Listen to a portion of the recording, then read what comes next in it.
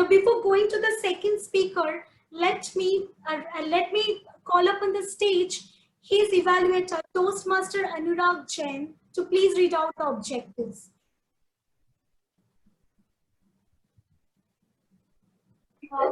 The speaker is delivering.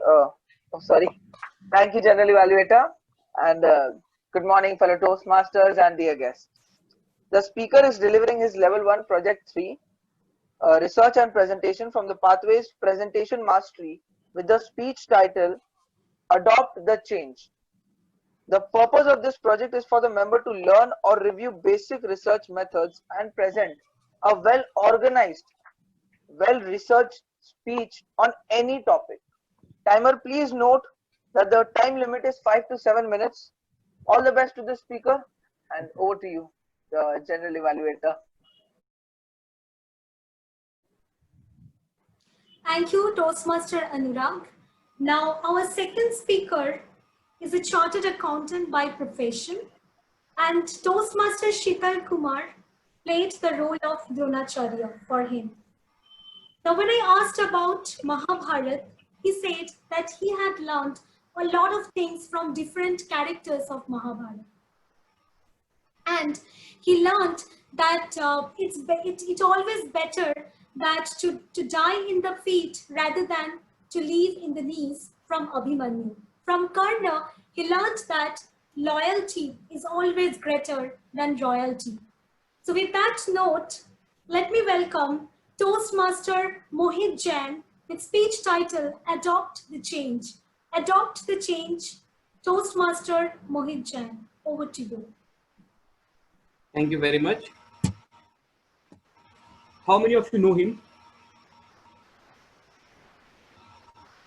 We didn't do anything wrong, but somehow we lost. Nokia CEO Stephen Elop ended his speech with those words in 2013. Upon ending his speech, all his management team, including him, cried in pain. Such an ending was devastating, considering Nokia used to own a large portion of market share before iPhone came out in 2007. What they did wrong? Well, according to various business analysts, technically Nokia did nothing wrong. It was the refusal to change and learn new things ultimately led to the demise. Good morning, Toastmasters and guests. How many of you have ever read a book called Who Moved My Cheese? By Dr. Spencer Johnson.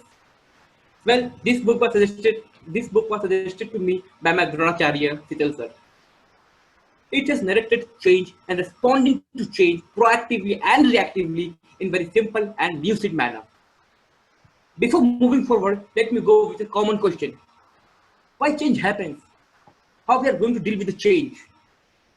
There are multiple factors about the change, but today I am talking about only anticipated change and unanticipated change. Anticipated change is predictable change, and timely action can be taken to respond to the change in a positive manner. And one need to react reactively, proactively to respond to it. Just like KFC, McD, Domino's did. KFC, an American fast food restaurant chain, before re-entering into Indian market in 2004, anticipated about the need to change in accordance with Indian food preference. Where already 42% of Indians are vegetarians, and KFC always wanted to serve both vegetarians and non-vegetarians. So, for the first time in the entire world, it unveiled a segregated vegetarian menu for the vegetarians. It has not only customized its menu, but it has also altered its tagline from so good to so veg, so good, to show its commitment towards veg categories. Same concept has been applied by McD in 2012. McD inaugurated its first pure vegetarian restaurant in Vaishno Devi. When Domino's anticipated change and to respect religious sentiments, it restricts its menu to only pure vegetarian in the state of Gujarat and Maharashtra during Navratris. These business houses knew very well that in order to gain popularity in Indian subcontinent, they have to follow a code. In Rome, do as the Romans does. But sometimes it is almost impossible to predict change. That is known as unanticipated change. You can only respond to such change in a reactive manner and not in proactive manner, like 1991 economic crisis in India. According to 1991 budget speech by Manmohan Singh ji, our former Prime Minister and then Finance Minister, international confidence in our economy was strong until 1989. But after that, due to political instability and Gulf War crisis, the confidence in our economy was weakening. Despite two times, despite twice borrowing from IMF, our foreign exchange reserves was limited to rupees 2,500 crores. That was sufficient for only 3 weeks. And according to our former finance minister, nobody has anticipated such a grave situations. And our leader responded to such situations with strong decisions. LPG, liberalization, privatization, globalization. And after 3 decades, that is in 2020, India is fifth highest foreign exchange holder, amounting to $500,000 million. And our GDP rose from $226 billion in 1991 to $3 trillion in 2020, a 1100% increase. This is how Government of India responded to unanticipated change in 1991.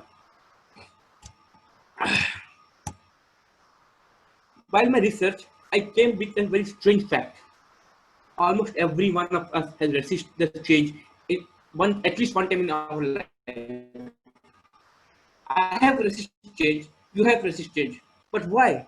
I can give two reasons for that. Reason number one, according to Sadhguru, we resist change because we are quite comfortable with our old lifestyle. We think that change will bring disruptions to our predetermined flow of life. Second, fear. We resist change because we think that change will lead to more harm than good. Remember, when you are afraid, things are only going to get worse. Fear is good for you, but if it refrains you from doing something, then it is harmful. When I'm afraid of something or I'm scared to take a decision, I just ask my question. I just ask my heart only one question: what would you do if you won't fear? And my heart replied, I will do what is suitable for me. In my first meeting in CJKM, which I attended as a guest, Toastmaster Karan Yadav started tabletop session. I wanted to participate in that session, and I was very excited about it. But at the same time, I was quite fearful. I was quite scared to go to podium. So I asked my heart, "What would you do if you won't fear?" And my heart replied, "I'd love to participate." And yes, my friend, I participated in tabletop sessions in my first meeting, which I attended as a guest. Right now, I would like to conclude my speech by sharing you all my understanding about today's trends. The advantage you have yesterday will be replaced by the trends of tomorrow. You don't have to do anything wrong as long as your competitors are catching the wave to do right. You will lose out and fail. Those who refuse to learn and cope up with change will become redundant and not relevant to industry. They will learn the lesson in most hard and expensive way, just like Nokia in Finland and HMT in India. Thank you.